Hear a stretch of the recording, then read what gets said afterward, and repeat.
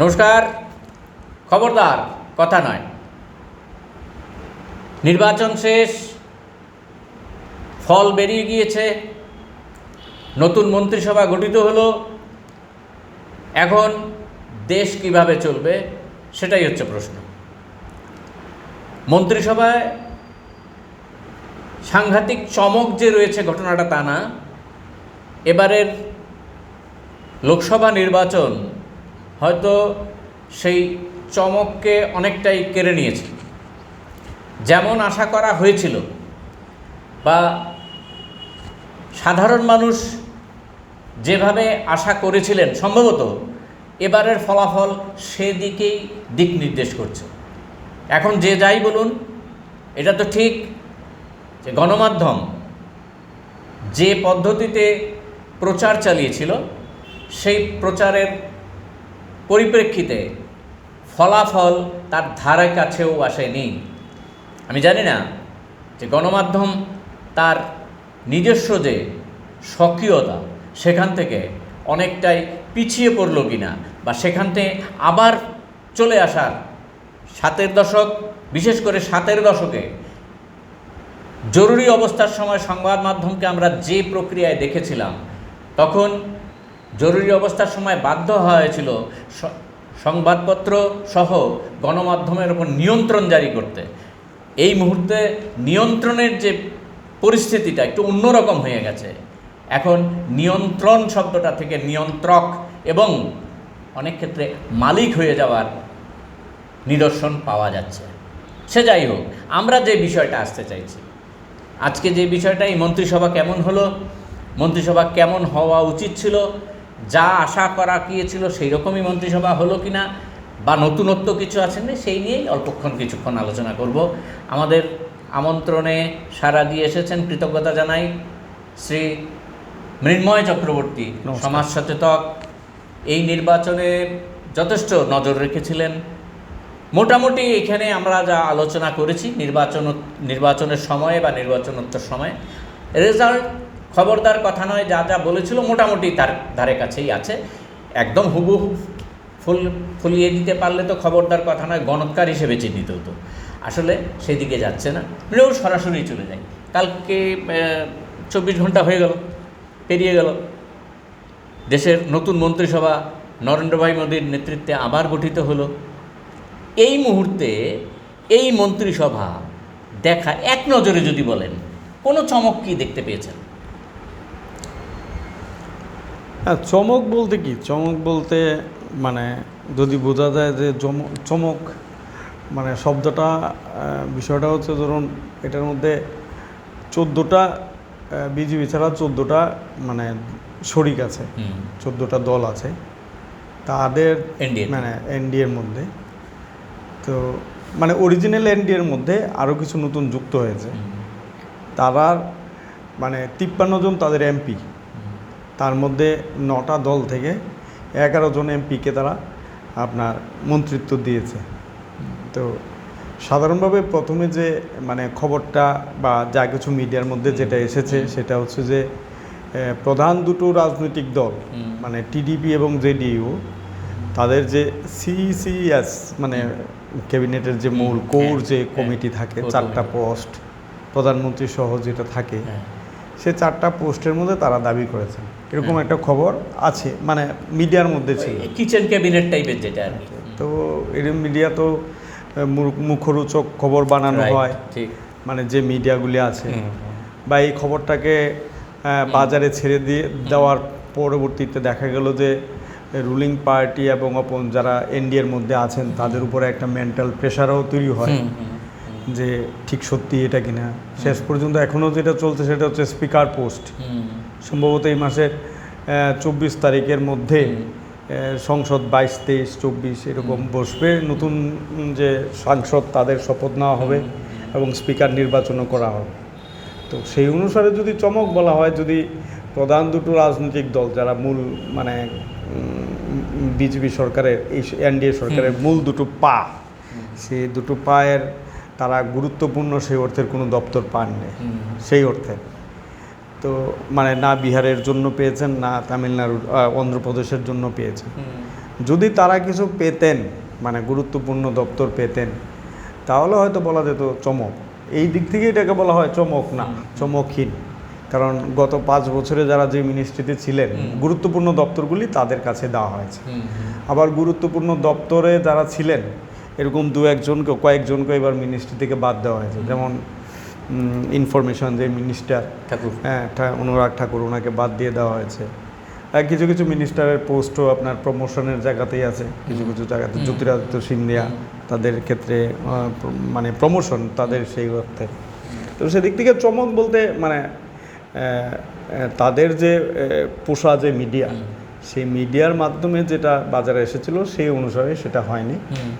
আর শরিকরাও এই প্রশ্নে যে খুব বেশি উচ্চবাচ্য করেছে বলে ভেতর থেকে এখনও কোনো আসেনি। কিন্তু প্রধানমন্ত্রী যেটা বলেছেন সেটা হচ্ছে যে শপথ নেওয়ার পরে, সেটা হচ্ছে যে সংবাদ মাধ্যম বা মিডিয়াকে ব্রেকিং নিউজের উপর নির্ভর করে চললে হবে না। সরকারের মধ্যেকার যে বিষয়গুলো আছে সেগুলি উপযুক্ত মাধ্যমে প্রকাশ করা হবে, ব্রেকিং নিউজের উপর দাঁড়িয়ে যাতে কোনো ধরনের সিদ্ধান্ত বা আলোচনা না করা হয়, এই কথাটা বলেছে। সেটা হচ্ছে যে ধরুন একদিকে ডিজিটাল মিডিয়া বনাম মানে সরকারি যে মিডিয়া থাকে, সরকারের পক্ষে দাঁড়ানো যে মিডিয়া, তাদের যে মানে পার্থক্যটা এবারের নির্বাচনে দেখা গেল এটা স্পষ্টভাবে সামনে এসেছে। আমার কাছে যেটা মনে হয়েছে সম্ভবত ডিজিটাল মিডিয়াকে উদ্দেশ্য করেই উনি এই ধরনের বক্তব্যটা রেখেছেন, যে ডিজিটাল মিডিয়া ব্রেকিং নিউজের নামে যে বিষয়গুলি দেয় সেগুলোতে আপনারা বেশি নজর দেবেন না। এটা হচ্ছে আমার কাছে যেটা আপনি শুরুতে বললেন যে জরুরি অবস্থার সময়ে মিডিয়ার প্রতি মানে সংবাদ মাধ্যমের প্রতি এটা মানে আরোপ ছিল, মানে বিধিনিষেধ ছিল। এবার মনে হচ্ছে সেন্সাস ছিল। এবার হচ্ছে যে প্রধানমন্ত্রী শপথ নেওয়ার দিনেই সেটা বলে দিলেন যে হ্যাঁ এটা একটা সেন্সাস, যে ডিজিটাল মিডিয়ার মধ্যে যারা ব্রেকিং নিউজটা দেবেন তাদের প্রতি আপনারা সচেতন থাকবেন, এদিকে আপনারা দৃষ্টি দেবেন না, আর এই বিষয়ের প্রতি আপনারা মানে আর সেই ক্ষেত্রে আপনারা বেশি মনোযোগও দেবেন না আর কি।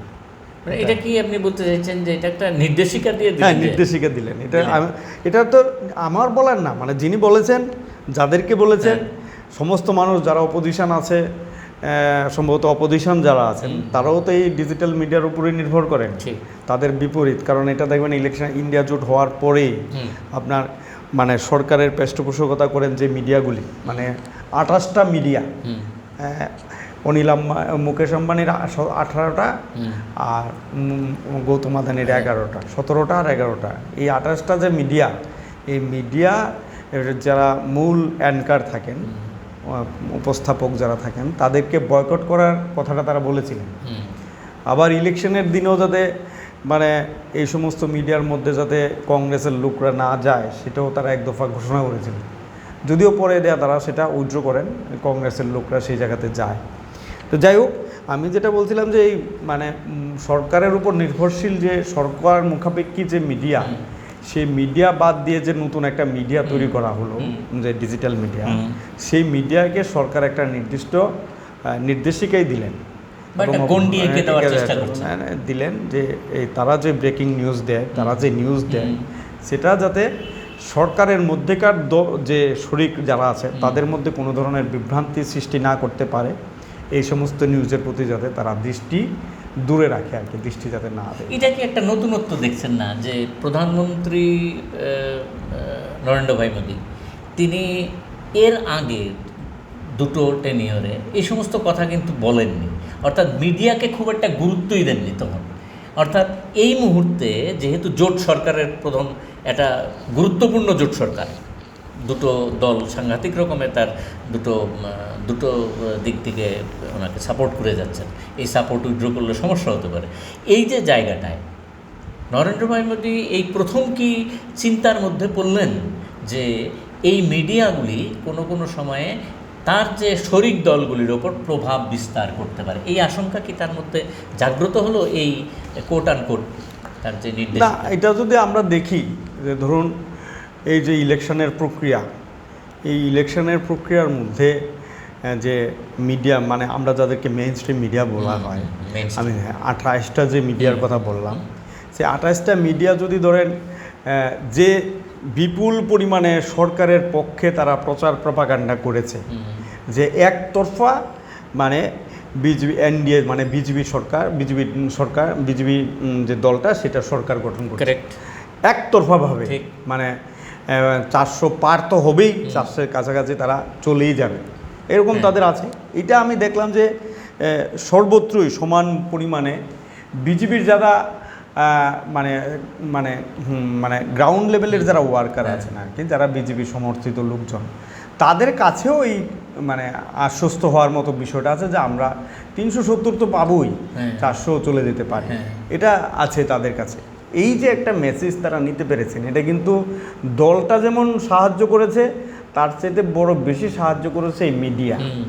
কিন্তু মিডিয়া যদি এটা করতে পারে, মিডিয়া কিন্তু বুঝতে পেরেছে, সরকারি মিডিয়া হলেও তারা এটা বুঝতে পেরেছে, গ্রাউন্ড রিপোর্টেই তারা এটা বুঝতে পেরেছে যে এবারে এটা একটা লড়াইটা হাড্ডাহাড্ডি লড়াই।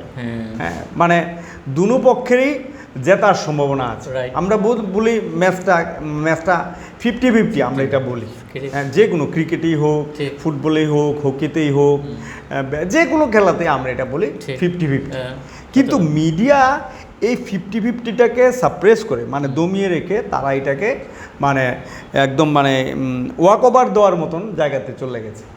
এটা কিন্তু আপনার পিপলসের উপরে যারা ভোটার আছেন, তাদের উপরে যারা ফ্লোটিং ভোটার, তারা একটা বা ধরুন একটা ইয়ং জেনারেশন হোক, যেই জেনারেশনই হোক, তাদের উপরে কিন্তু এটার একটা প্রভাব পড়েছে। যদি তারা আপনার মানে হার্ড কন্টেস্ট হবে, যেটা আমি ধরুন এক্সিম মাই ইন্ডিয়া ওনার যে কর্ণধার, উনি লাস্ট যেটা আস্তকে বলেছেন সেটা বলেছেন যে কিছু এলাকাতে মানে ভারতবর্ষকে 3টা ভাগ করেছেন, 3টা ভাগে একটা এলাকায় দেখা যাচ্ছে যে বিজেপি মানে সুইপ করে যাচ্ছে, আরেকটা এলাকাতে আরেকটা এরিয়াতে দেখা যাচ্ছে অপোজিশন সুইপ করছে, আর কিছু এলাকার মধ্যে হার্ড কন্টেস্ট হচ্ছে। এই যে হার্ড কন্টেস্ট, এটাই যদি মিডিয়ার যে 28টা মিডিয়ার যদি 7টা মিডিয়া এই বক্তব্যটা তুলে ধরতো, মিনিমাম যদি 1/4 তাদের মিডিয়া যদি 1/4 4 ভাগের 1 ভাগও যদি বলতো যে হ্যাঁ এবার ইলেকশনে অপোজিশন লড়াই হচ্ছে 50-50 লড়াই হচ্ছে, তাহলেও কিন্তু বিজেপির 240 থেকে এটা চলে আসতো, নিচে চলে আসতো, 200-র নিচে চলে আসতো। তো সেদিক থেকে হচ্ছে যে এই যে ডিজিটাল মিডিয়া কিন্তু আপনার মানে অপোজিশনের পক্ষে যে একটা ক্যাম্পেইন, সেই ক্যাম্পেইনের প্ল্যাটফর্মটা তারা খুব ভালোভাবেই তারা করতে পেরেছে। আর সেটাকে কারণেও হতে পারে যে মানে বিজেপি যে সরকারটা এককভাবে যে 63টা আসন তারা হারাতে হলো, তাদের লস করতে হলো, মানে ফৈজাবাদের মতো কনস্টিটিউয়েন্সি, অযোধ্যার মতো কনস্টিটিউয়েন্সি তাদেরকে হারাতে হলো, বা ধরুন প্রধানমন্ত্রী নরেন্দ্র মোদী সবচেয়ে কম মার্জিনে ভোটটা, কোনো প্রধানমন্ত্রী আপনি এত কম ভোটে জিতেননি। তো সেদিক থেকে বলছি যে এটা তাদের কাছে যে এই যে বিষয়গুলো, এটা হচ্ছে যে তাদের মধ্যে যে একটা মানে এতদিন যেটা ছিল ওভার কনফিডেন্স, এখন তো সেই ওভার কনফিডেন্সটা নাই। হ্যাঁ, ওভার কনফিডেন্সের জায়গাটা এখন হচ্ছে সবাইকে নিয়ে চলার মতো কনফিডেন্সটা তাদের দরকার, আর সেই ক্ষেত্রে ডিজিটাল মিডিয়া একটা থ্রেট তাদের সামনে। ঠিক, মিনুর সঙ্গে সহমত পোষণ করি, বলি যে ডিজিটাল মিডিয়ার একটা সুবিধা, যেটাকে আপনারা আমাদের জনসাধারণ যেটাকে ব্যাপকভাবে ব্যবহার করছে, তাদের একটা সুবিধা যে তারা একেবারে গ্রাসরুট লেভেলে তাদের কাজটাকে নিয়ে যেতে পেরেছেন। এখন মনে করছি এই যে ডিজিটালের কথাটা, যেহেতু মিডিয়ার কথাটা এলো, আমরা আরেকটা প্রশ্নে যাওয়ার আগে যেটা বলছি, এখানেই আমরা সীমাবদ্ধ রাখবো না, সেটা হচ্ছে যে এই যে মেইন স্ট্রিম মিডিয়া যে কাজটা করলেন সেটা সম্পূর্ণভাবে তো ব্যর্থ হলো, যে তাদের কোনো কথাই তো ফললো না। ইভেন ওই যে এক্সিট পোলও সম্পূর্ণভাবে ব্যর্থ হলো। এতে মেইন স্ট্রিম মিডিয়া সোশ্যাল মিডিয়ার কাছে অনেকটাই পিছিয়ে পড়লো, এটা যেমন ঠিক, পাশাপাশি মেইন স্ট্রিম মিডিয়া কি সাধারণের কাছে তার বিশ্বস্ততাটা অনেকটাই হারালো, সেটা ফিরে আনার ক্ষেত্রে তারা কি অনেকটা বেকায়দায় পড়ে গেল? আপনি কী ভাবছেন? না, সেটা আপনি দেখুন যে ইলেকশনের রেজাল্ট ডিক্লেয়ার করার পরে আপনি দেখবেন যে এই যে মিডিয়াগুলি যাদেরকে আমরা বলি, সাধারণভাবে বলা হয় মেইন স্ট্রিম মিডিয়া, আমি সেটা মেইন স্ট্রিম বলি না, সেটা হচ্ছে যে সরকারের উপর নির্ভরশীল একটা মিডিয়া, সেই মিডিয়া কিন্তু অপোজিশনকে স্পেসটা দেয়নি। ক্যাম্পেইনের সময়ে, তাদের পলিটিক্যাল প্রোগ্রামের সময়ে অপোজিশনকে কোনো জায়গা দেয়নি তাদের। কিন্তু প্রশ্নবাণে অ্যাটাক করে গিয়েছে, জায়গা দেয়নি। যেটা মানে সরকারকে- আপনি ধরুন অপোজিশনের কোনো লিডার বক্তব্য রাখছে, ইন্ডিয়া জোটের কোনো লিডার বক্তব্য রাখছে, কংগ্রেসের কেউ বক্তব্য রাখছে, সেটাকে তারা জায়গা দেয়নি। যতটুকু জায়গা দেওয়া দরকার ছিল ততটুকু তারা দেয়নি। কিন্তু ইলেকশনের রেজাল্ট আউটের পরে আপনি দেখবেন এই মিডিয়াগুলি কিন্তু তাদেরকে জায়গা দিতে শুরু করেছে। সেটা হচ্ছে একটা লক্ষণীয় পরিবর্তন আমার কাছে যেটা লাগলো, যে এটা হচ্ছে একটা পরিবর্তন। এটা কি মাটি উদ্ধারের একটা চেষ্টা? হ্যাঁ, এটাই যেটা আপনি বললেন যে তারা যে জায়গাটাতে যে প্রশ্নটা আপনি করলেন, সেটা হচ্ছে যে এই কারণে তারা বিশ্বাসযোগ্যতা অর্জন করার চেষ্টা করছে। তার জন্যই দেখবেন কংগ্রেসের যারা মানে আইটি সেলের যারা লোক, তারা বলছে যে মেইন স্ট্রিম মানে এই মিডিয়াতে দেখার দরকার নেই আমাদের। এই মিডিয়াটা এখন তারা এটা বলছে যে এই মিডিয়া দেখার প্রয়োজন নেই আমাদের। হ্যাঁ, এই যে সরকারের উপর নির্ভরশীল পৃষ্ঠপোষকতা করার যে মিডিয়া, এটা আমাদের দেখার দরকার নেই। আমাদের ডিজিটাল যে মিডিয়াটা আছে সেটার প্রতি আমরা অনেক বেশি মনোযোগ দিই, সেইগুলি আমরা দেখি। এই কথাটা এখন চলতে শুরু করেছে। এই কারণে মানে চলতে শুরু করেছে, তারা তাদের যে মানদণ্ডটা ছিল সেই মানদণ্ডটার থেকে ফিরে আসার জন্য এই সরকারের উপর নির্ভরশীল মিডিয়া আপনার অপোজিশনকে জায়গা দেওয়ার চেষ্টা করছে। একটা সমস্ত মিডিয়াতে আমি দেখছি কিছু না কিছু জায়গাতে তারা এটা দিচ্ছে, মূলত হারিয়ে যাওয়া মাটিটাকে আবার নিয়ে আসার চেষ্টা। সেই ক্ষেত্রেই কংগ্রেস এখন স্পষ্টভাবে বলছে যে এই সমস্ত মিডিয়াতে আমাদের অ্যাটেনশন দেওয়ার দরকার নেই, আমরা এই ডিজিটাল মিডিয়াতেই অ্যাটেনশনটা দেব, এটা তারা বলছে। এই যে মন্ত্রিসভা গঠিত হলো, একটা জায়গায় আসি, এই মন্ত্রিসভায় আপনার বক্তব্য অনুযায়ী আগের তো মানে মূল যে পদগুলি ওরা তো আগের মন্ত্রীরাই রয়েছেন। তাহলে এই মন্ত্রিসভার গত 10 বছরের যা পারফরম্যান্স, এই পারফরম্যান্স সাধারণ মানুষ ভোটের হিসেবেও তো দেখা যাচ্ছে প্রায় 60%-ও বেশি মানুষ মানে এই সরকারের বিরোধিতা করেছেন। ভোটেরও যদি হিসাব ধরি 37% সামথিং ভোট ওরা পেয়েছেন। এই যে 60%-র বেশি মানুষ হয়েছে। কিন্তু এই যে নতুন যে মন্ত্রিসভাটা হলো, পুরনো মন্ত্রিসভা 10 বছরের মন্ত্রিসভা প্রায় কাছাকাছি একই মন্ত্রীরা রয়েছেন, এদের এই মন্ত্রিসভার কাছে আপনার কাছে কি মনে হয় কতটা আশা করতে পারে ভারতের মানুষ? না মানে যে এই মন্ত্রিসভা বা এই যে সরকার, ধরুন আমার কাছে যেটা মনে হয় এই সরকারের মধ্যে আর পূর্বতন মানে বিজেপি বা ইন্ডিয়া জোটের সরকারের মধ্যে গুণগতভাবে যে কিছু পার্থক্য আছে, বিষয়টা এরকম। গুণগত পার্থক্য মানে সংখ্যার হেরফের, কিন্তু রাজনীতিগতভাবে মতাদর্শগতভাবে আপনি একটা জিনিসই দেখুন, যে ধরুন ইউনিফর্ম সিভিল কোডের প্রশ্নে জেডিইউর যে লিডার আছেন মিস্টার তেগি, উনি বলেছেন এই প্রশ্নে আমাদের কোনো বিরোধিতা নেই। তো ইউনিফর্ম সিভিল কোড চালু করার প্রশ্নে আমাদের কোনো বিরোধিতা নেই, আমাদের কোনো বিরোধিতার জায়গা নেই। তাহলে এটা হচ্ছে ধরুন ইন্ডিয়া জোটের মেইন একটা ইস্যু, যে ইউনিফর্ম সিভিল কোড চালু করা হবে কি হবে না, ঠিক আছে। বা ধরুন অগ্নিবীর যে স্কিমটা, উনি বলেছেন এটা রিভিউ করা যাক, কিন্তু এটাকে বাতিল করার কথা বলেননি। তার জন্য বলছি যে আইডিওলজিক্যালি, কারণ তারা দুটোটা শরিকি, তাদের ইতিহাসই হচ্ছে মানে রক্ষণশীল দক্ষিণপন্থী রাজনৈতিক দলের সাথে সহবাস করা, এটা হচ্ছে তাদের রাজনৈতিক ইতিহাস। প্রগতিশীল যে রাজনৈতিক দল আছে তাদের সাথে তারা সহবাস করতে স্বচ্ছন্দ বোধ করে না।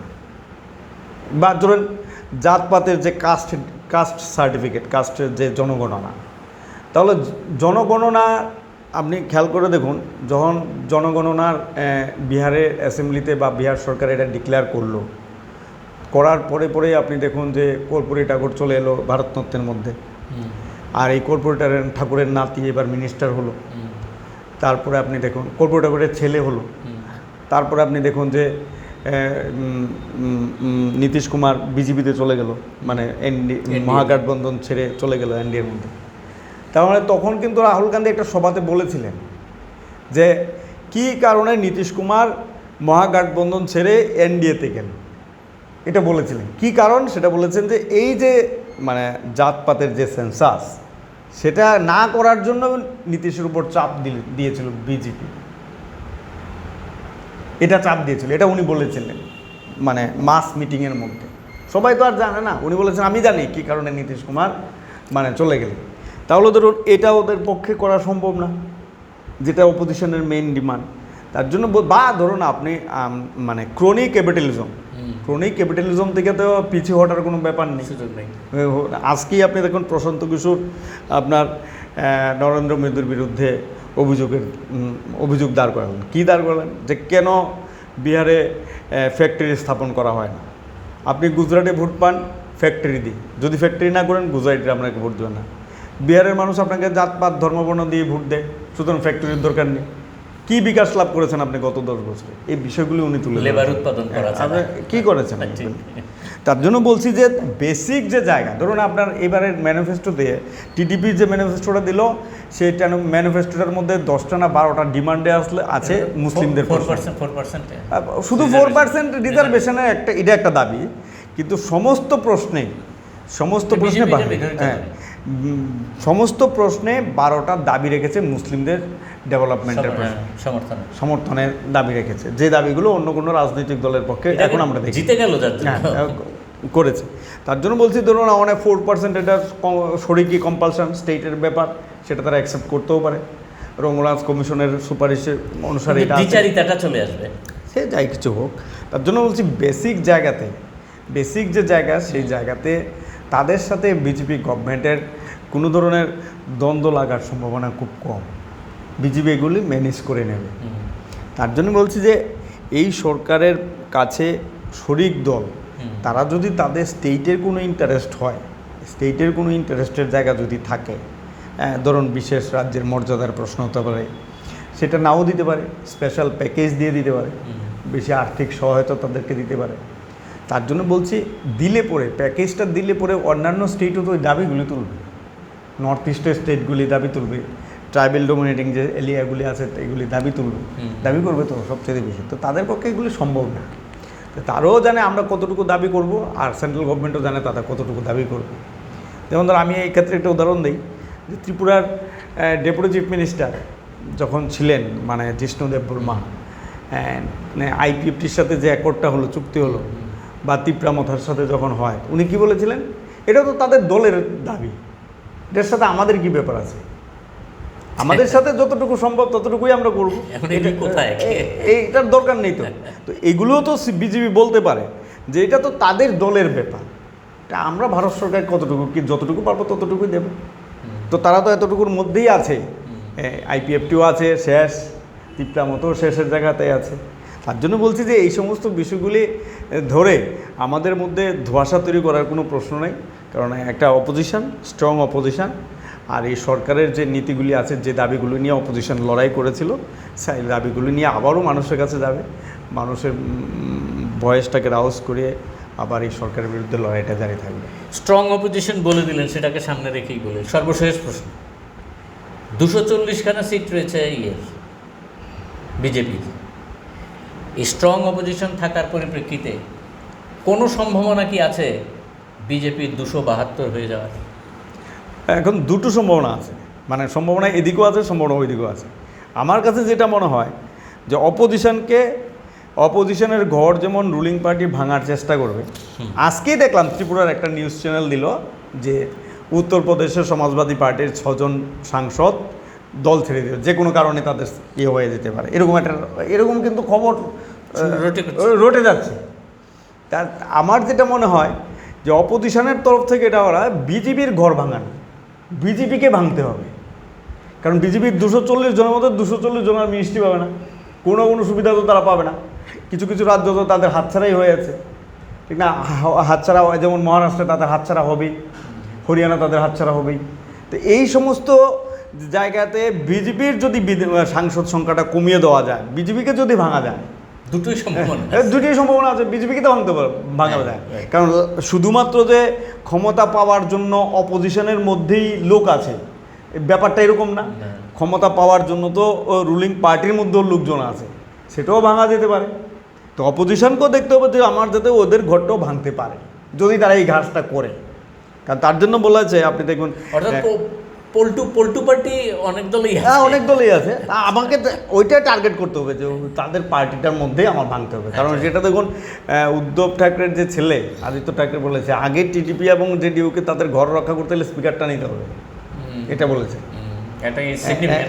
আপনি যদি এটা না নেন তাহলে কিন্তু আপনার ঘরটা উনি ভেঙে বলবেন যাবে। কারণ ওনাদের সঙ্গে তো এটাই হয়েছে। অলরেডি 4 জন না হয়েছে। কতজন সাংসদ, হ্যাঁ। সিন্ধেমন্ত্রী সাংসদ, তো সেদিকেই বলছি যে অপোজিশনকে যদি টিট ফর টেট, আমার ঘর ভাঙতে গেলে আমিও তোমার ঘরটা ভাঙবো, আমার ঘরটা রক্ষা করে আমি তোমার ঘরটা ভাঙবো। এই জায়গায় কি ইন্ডিয়ার শক্তি পৌঁছেছে বলে মনে করেন? আমার এই তো মনে মুহূর্তে? হয় মানে ধরুন যদি মানুষ রুলিং পার্টির পক্ষে থাকে, তাহলে 3 জন ইন্ডিপেন্ডেন্ট এমপি কিন্তু কংগ্রেসের সাথে সামিল হয়েছে।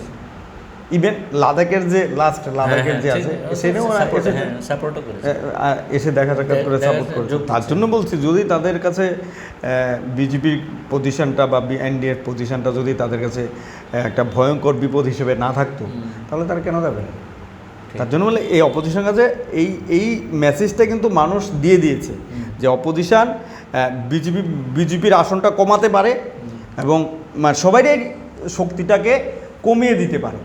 সবার শক্তি, আপনি দেখুন জেডিইউর শক্তি কমেনি, জেডিইউরও তো শক্তি কমেছে, সবারই শিবসেনা, অজিত পাওয়ার তাদের শক্তি কমেনি, তাদেরও তো শক্তি কমেছে। ভোট পার্সেন্টেজ তো ইন্ডিয়া জোটের বেশি আছে, কমেছে তো তাদের।